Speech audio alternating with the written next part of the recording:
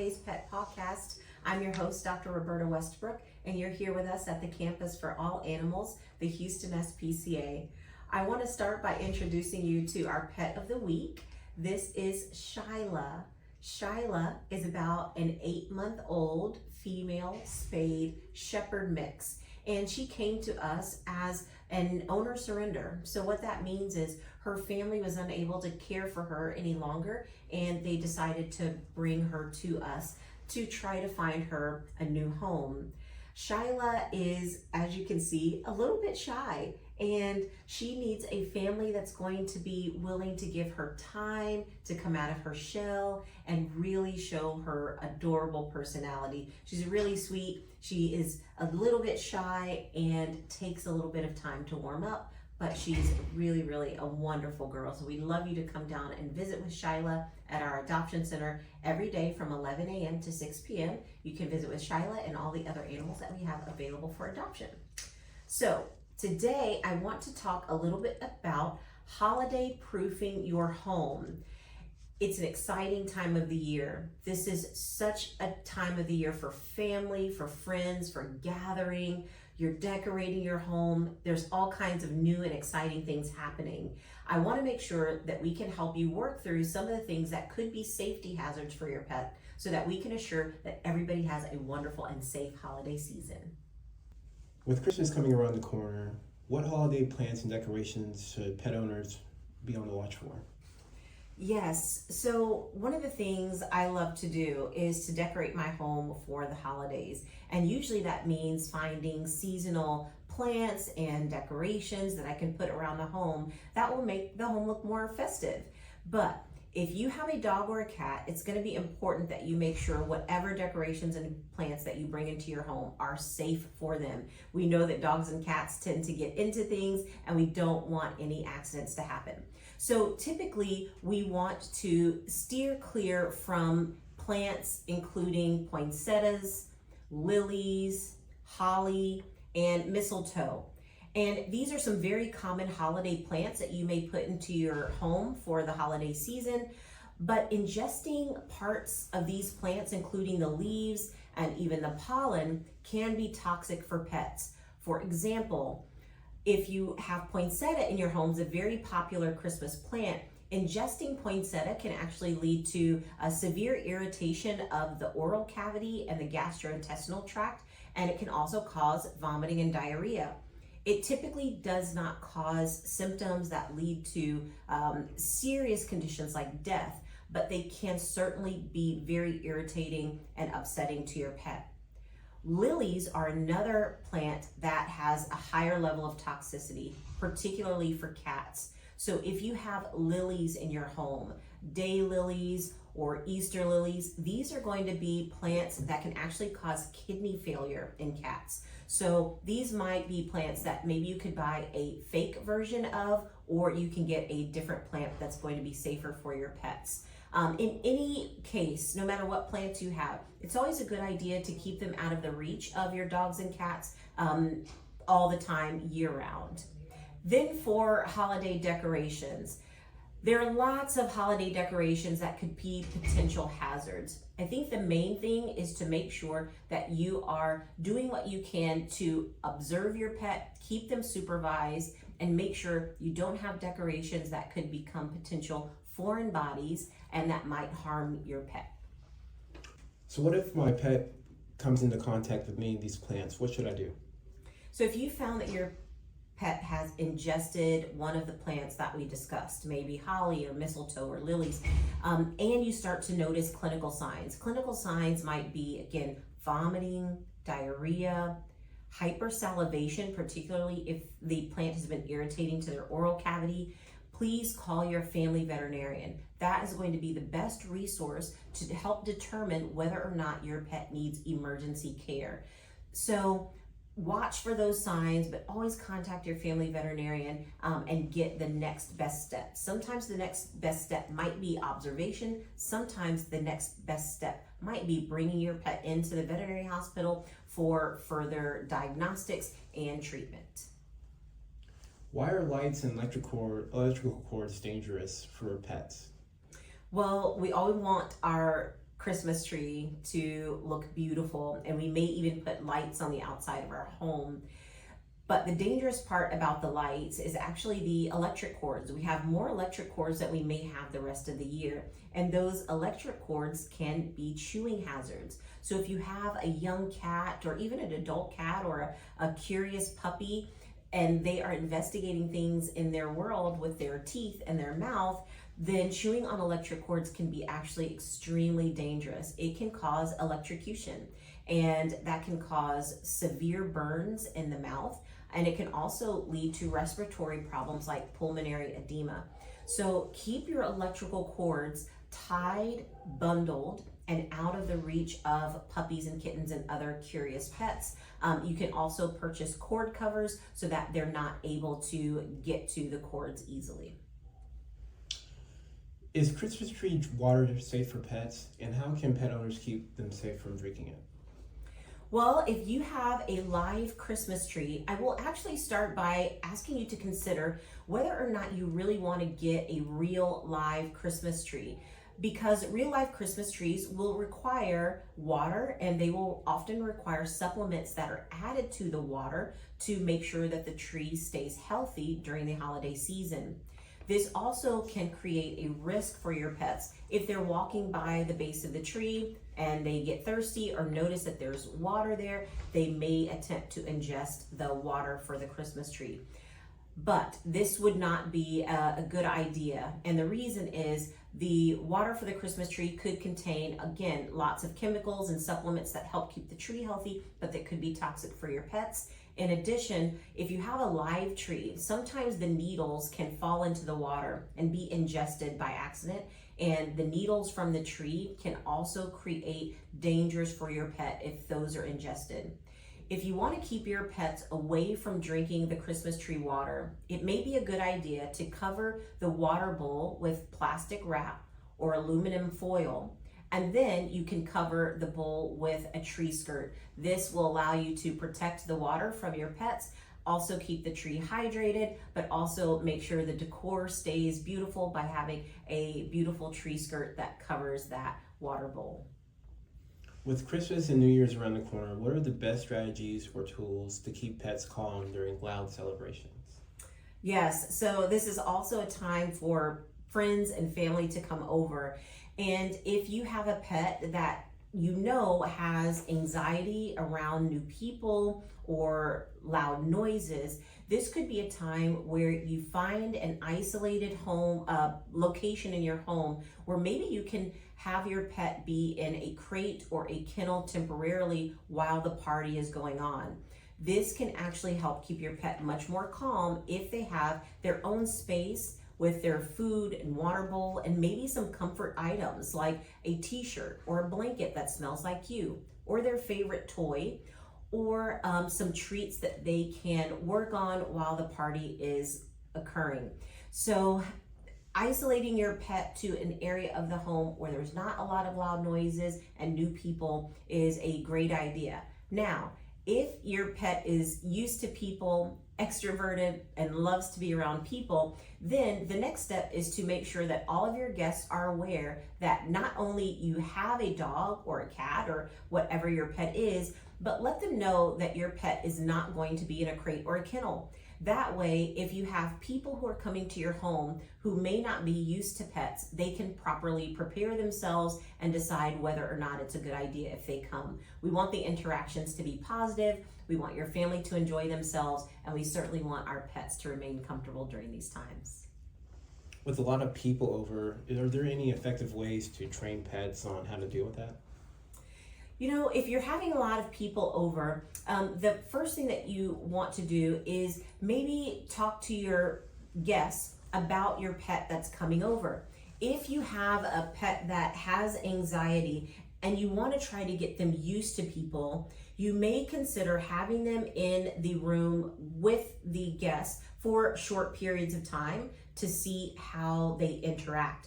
You can also ask your guests to remain quiet and to just allow calm speaking tones, maybe no loud music, maybe no loud television, but nice, calm, interactive events with your pets. You can ask your guests to provide treats for your pet if they are calm and behaving positively and maybe interacting. These would be things that should be rewarded. If you notice that you have a nervous pet, but they're showing signs of being calm and actually being interactive with your guests and you want to reward them, your guests can actually give them a treat when we notice those positive signs of interaction.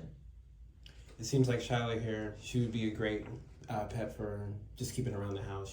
She's being extremely calm. Yes, Shila's going to make a great family pet. How can calming music or products like pheromone diffusers help with these situations? Yes, if you have a nervous pet, there are a couple of things, again, that you can do to make the environment more calm for them. Sometimes calm music, classical music especially, or Christmas music without the vocals, without the words spoken, just the instrumental, played at a low volume, can actually be calming for pets. So low music can actually help keep them calm. Then if you want to try something additional, using pheromones that help to calm pets is actually another option. So for cats, there is a pheromone called Feel Away that you can purchase at most pet stores. Feel Away comes as a spray. It also comes as a plug-in. This pheromone is not able to be smelled by humans, so we can't detect it. But cats can, and it helps to keep them calm and may allow them to adjust to stressful situations better. There's also a dog pheromone with a brand name called Adaptil. Adaptil can also be used if you have a nervous dog. It can provide some really calming pheromones to help your nervous dog adjust to stressful events like loud noises and company. Why is it important to keep pets' routines consistent during the holidays? A routine is always really important for your pets to help reduce anxiety. Pets love to be able to anticipate what's coming up in their day. They usually have a time where they know they're going to be fed or walked, or when it's nighttime, or when it's time to just relax on the couch. Keeping this routine consistent can actually help to reduce anxiety, not only for your pet, but for the people around them. Moving back to decorations, what risks do pine needles pose if pets chew or swallow them? If you have a live tree that has pine needles, for example, that are falling off, you may have a curious pet that accidentally ingests these pine needles. So the risk with pine needle ingestion is that it can become a foreign body, and pine needles are sharp on the ends. As your pet ingests the pine needles and they move through the gastrointestinal tract, the risk is that the sharp point of the pine needle can actually cause a perforation in the stomach or the intestines. It can work its way through the lining of the stomach or the intestines and actually cause a hole.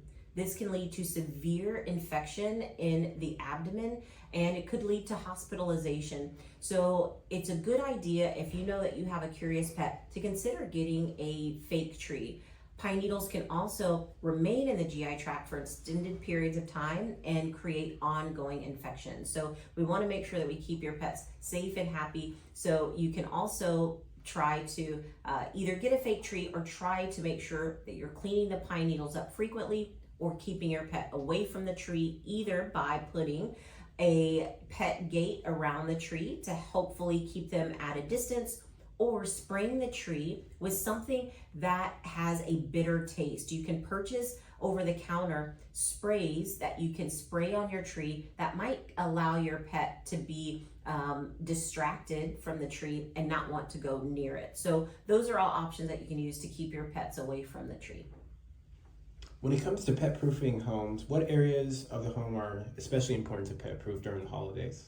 During the holidays, the most important places to pet proof are going to be, one, your kitchen. You definitely want to make sure that you're paying attention to the foods that you're cooking and what's happening to those foods as you're preparing them. Paying attention to food that's falling on the ground and whether or not that food could be ingested by your pet.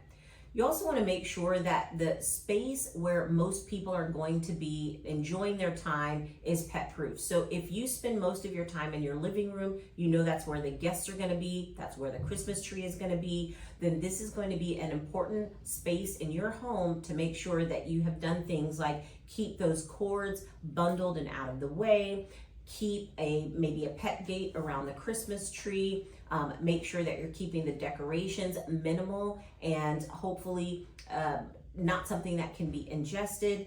And again, protecting the bottom of the tree from your pets ingesting the water if you have a live tree. So look at your home, decide where you're going to be spending most of that time during the holidays, and if your pet's going to be with you in those spaces, and those would be the spaces that you want to really pay attention to and make sure that you can keep them safe.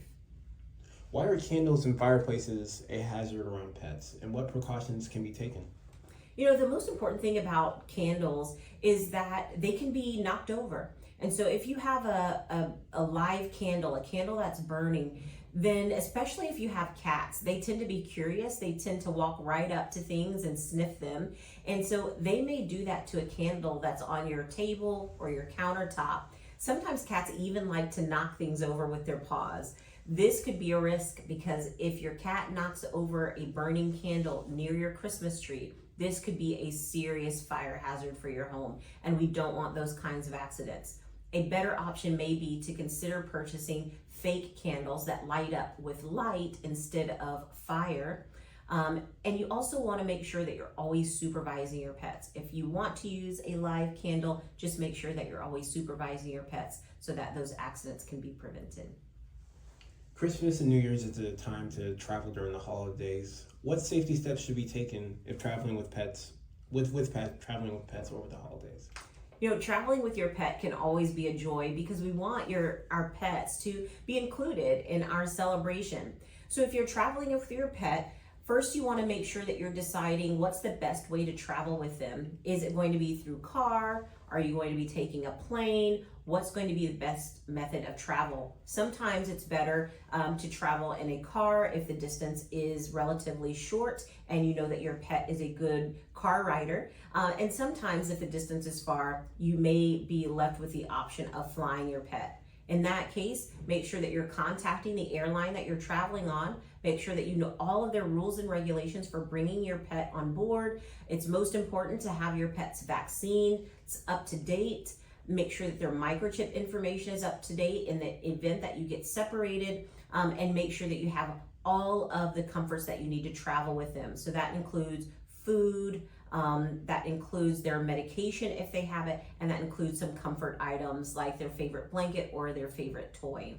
If you're traveling with them in the car, it's also very important to make sure that you have a way to keep them secured in the car. This could be having a seat belt attached to a harness, or maybe allowing them to travel in a carrier while you're on that drive.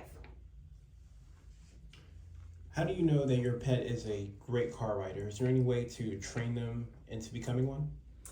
If you are not sure whether your pet is going to be good in the car, what you can do is start off by doing short car rides. So you may put your pet in the car and you may decide to just drive around the block, see how your pet reacts, and see if they are going to be calm. If they do well, you can reward them with a treat, and maybe the next day you can go on a car ride that is a little bit longer. So the goal is to make sure that they're safe in the car, that they recognize it as being a safe space, and that they're rewarded if they do well. And then if you notice that they're not doing well, that they're beginning to panic, it might be a good idea to decide maybe it's not a good idea to travel with my pet, and you could look at alternative options for having your pet stay at home. And that means maybe having a family or a friend come to sit with your pet and house sit for you, or finding a boarding facility where you can have your pet stay while you're out of town. What is a pet travel certificate, and why would a pet owner need it? If you're traveling with your pet, particularly outside of state lines, your pet will need a health travel certificate. What this health certificate states is that your pet is healthy and free of disease. As we have our pets travel from state to state, we don't want to have contagious diseases travel across state lines. A veterinarian will examine your pet, make sure that your pet is free of any disease, which usually includes a test of their feces to make sure that they're free of any intestinal parasites. The travel certificate is issued about 10 days prior to travel, and it is valid for 10 days. So as long as you travel within 10 days of getting the health certificate, you should be fine. Why is it harmful to give pets fatty foods like turkey skin or ham? Wow, what delicious foods we're gonna have this holiday season. But a lot of the delicious foods that we are going to eat can really be dangerous for our pets, particularly those foods that have high fat content.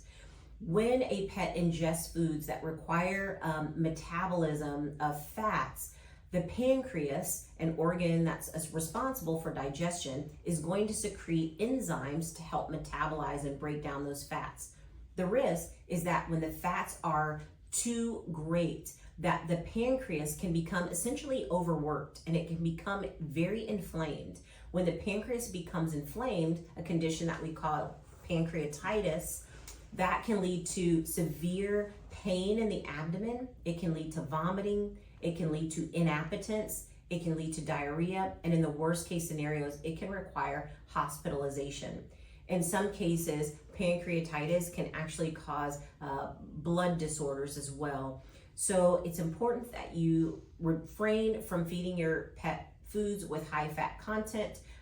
If they're foods that are vegetables like green beans or broccoli or carrots, try to reduce the amount of seasoning on them so that your pet's gastrointestinal tract does not become irritated.